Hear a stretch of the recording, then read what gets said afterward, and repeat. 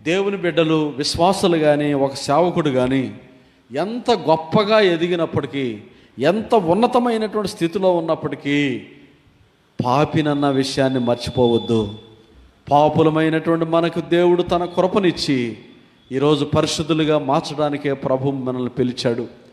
తేజోవాసులైనటువంటి పరిశుద్ధుల సహవాసంలో ఉండటానికి ప్రభు మనల్ని పిలుచుకున్నాడు. దేవుని బిడ్డలారా, ఈ రోజుల్లో మనకి ఎంత ఉన్నత స్థితిలో ఉన్నప్పటికీ ఈరోజు అనేక మంది క్రైస్తవులు పడిపోవడంలో ఉన్నటువంటి మొదటి పాపము గర్వం, అహంకారం.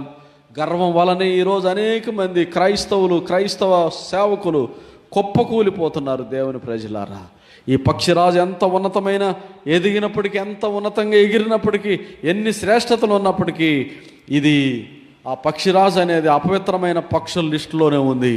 అలాగే మనుష్యుడు జన్మతః పాపి.